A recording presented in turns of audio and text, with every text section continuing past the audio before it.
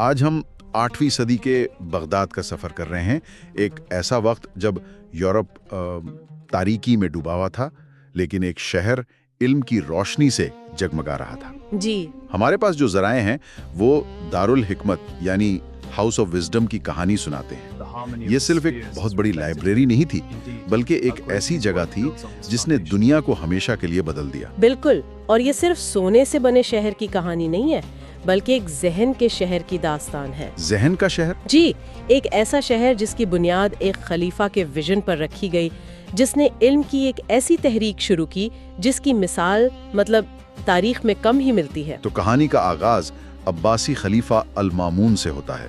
ذرائع بتاتے ہیں کہ انہوں نے خواب میں یونانی فلسفی ارسطو کو دیکھا۔ جی، اور ارسطو نے انہیں یقین دلایا کہ عقل اور وحی یعنی ریزن اور ریولیشن ایک دوسرے کے مخالف نہیں ہیں۔ اور کہا جاتا ہے کہ اسی خواب نے دارالحکمت کی بنیاد رکھی۔ لیکن یہاں ایک سوال ہے، کیا یہ واقعی ایک خواب تھا جس نے سب کچھ شروع کیا؟ دیکھیں، یہ سوال بہت دلچسپ ہے۔ یا یہ صرف ایک علامتی کہانی ہے؟ ہو سکتا ہے۔ حقیقت جو بھی ہو، یہ کہانی المامون کی سوچ کی عکاسی کرتی ہے۔ وہ ایک ایسی ریاست بنانا چاہتے تھے جس کی بنیاد علم اور منطق پر ہو۔ صحیح۔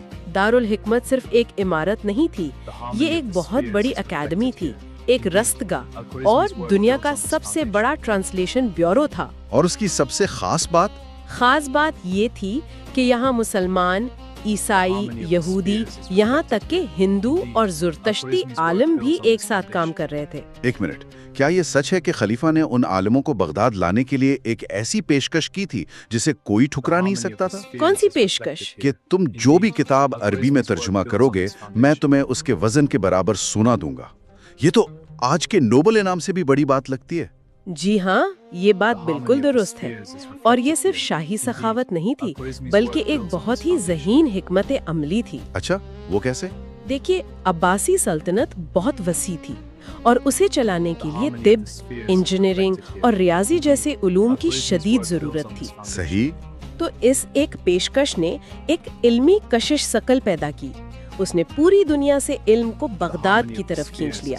افلاطون کا فلسفہ، جالیونس کی طب، سب کچھ عربی میں منتقل ہوا، اس پر بحث ہوئی، اور سب سے اہم بات، اس میں اضافہ کیا گیا۔ یہ ماحول سننے میں تو بہت مثالی لگتا ہے، لیکن کیا واقعی مختلف مذاہب اور ثقافتوں کے عالموں کا ایک ساتھ کام کرنا اتنا آسان تھا؟ کوئی رکاوٹیں نہیں تھی؟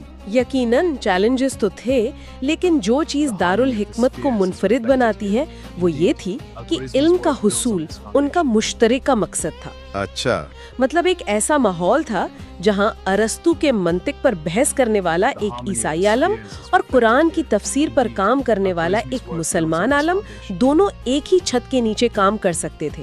تو اس نے مذہب و فلسفے کو دشمن سمجھنے کے بجائے شراکت دار بنا دیا۔ بالکل، تو یہ سونے کے بدلے علم کی پالیسی کے ٹھوس نتائج بھی نکلے۔ اس ماحول سے کچھ ایسے ذہن نکلے جنہوں نے واقعی دنیا بدل دی، جیسے الخوارزمی کی مثال بہترین ہے۔ ان کا اصل کمال صرف الجبرا ایجاد کرنا نہیں تھا۔ تو پھر کیا تھا؟ ان کا انقلاب یہ تھا کہ انہوں نے ریاضی کو ایک عالمگیر زبان بنا دیا، ایک ایسا سسٹم جس سے کسی بھی مسئلے کو مرحلہ وار حل کیا جا سکتا ہے۔ یہی الگوریدم کی بنیاد ہے۔ الگوریدم جو آج ہمارے فون سے لے کر آرٹیفیشل انٹیلیجنس تک ہر چیز کی روح ہے۔ بالکل، کہتے ہیں کہ وہ بغداد کی گلیوں میں چلتے ہوئے اپنے ریاضی کے مسئلوں میں اتنے کھوئے رہتے تھے کہ لوگ انہیں دیوانہ سمجھتے تھے۔ اور بنو موسیٰ برادران کا بھی ذکر ملتا ہے جو انجینئر تھے۔ ان کا کام کیسا تھا؟ ذرا 9ویں صدی کا تصور کریں، اور بنو موسیٰ برادران ایسی خودکار مشینیں بنا رہے تھے جو آج بھی حیران کن ہیں۔ مثلاً ایک خودکار بانسو بجانے والا، یا ایک ایسا جگ جو خود بخود مختلف مشروبات انڈیل سکتا تھا۔ یہ صرف کھلونے نہیں تھے، یہ میکینیکل انجینئرنگ اور آٹومیشن کے ابتدائی شاہکار تھے۔ تو یہ روشنی کا مینار 500 سال تک قائم رہا، لیکن پھر 1258 میں ایک سیاہ دن آیا۔ جی، منگولوں نے ہلاکو خان کی قیادت میں بغداد کا محاصرہ کر لیا، اور یہ تاریخ کے وحشیانہ ترین واقعات میں سے ایک تھا۔ جب دارالحکمت کو لوٹا گیا تو لاکھوں انمول کتابیں دریائے دجلہ میں پھینک دی گئیں۔ کہتے ہیں دریا کا پانی سیاہ ہو گیا تھا۔ مورخ لکھتے ہیں کہ پہلے کتابوں کی سیاہی سے کالا ہوا اور پھر ان عالموں کے خون سے سرخ ہو گیا جنہوں نے انہیں بچانے کی کوشش کی۔ یہ علم کے ایک پورے ایکو سسٹم کی تباہی تھی۔ اور کہا جاتا ہے کہ اس نقصان نے انسانی ترقی کو صدیوں پیچھے دھکیل دیا۔ جی بالکل۔